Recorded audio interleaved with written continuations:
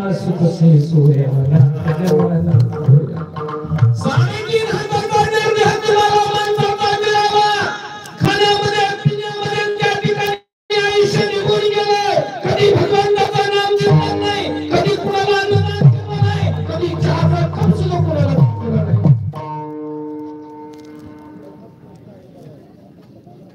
संतांना दया आली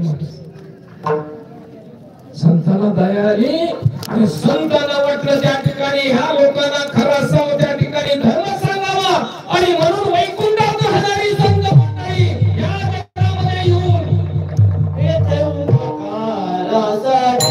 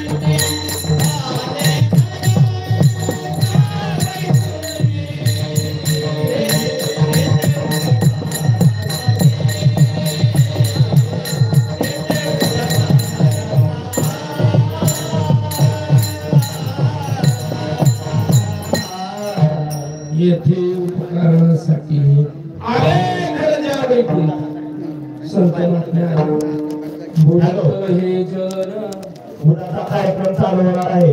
कुणी दर्शनाला जायचं नाही आता बसून दर्शन घ्या. बुडाचा कार्यक्रम चालू होणार आहे आता. तर येथे उपकारासाठी आले घरच्या वैकुंठी तो आम्ही वैकुंठवासी आलो याच कारणाशी बोलले जे ऋषी सात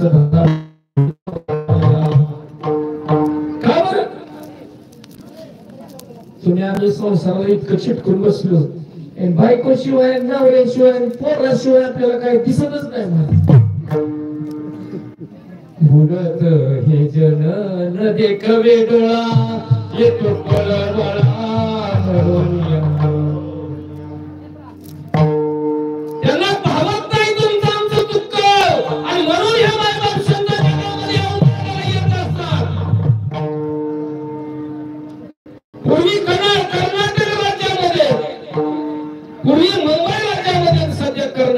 असाच एक महान संत त्या ठिकाणी जन्माला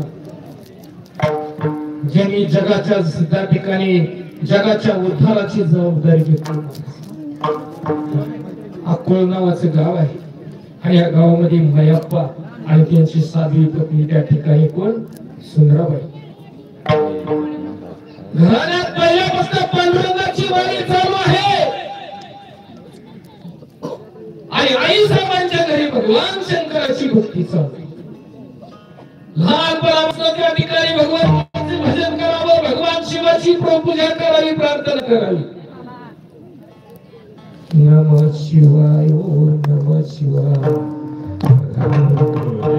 नमः शिवाय गंगाधराय शिव गंगाधराय हर हर भोले नमः शिवाय नमः शिवाय ओम.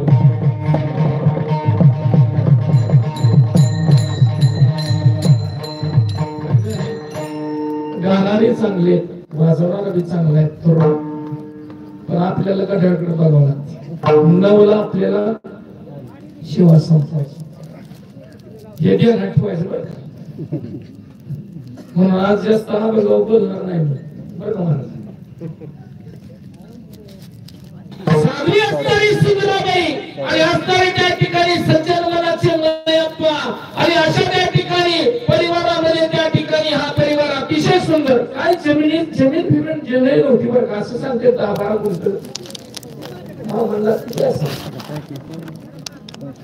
मनामध्ये त्या ठिकाणी भगवंताची भक्ती त्यांच्यावर रुजलेली होती.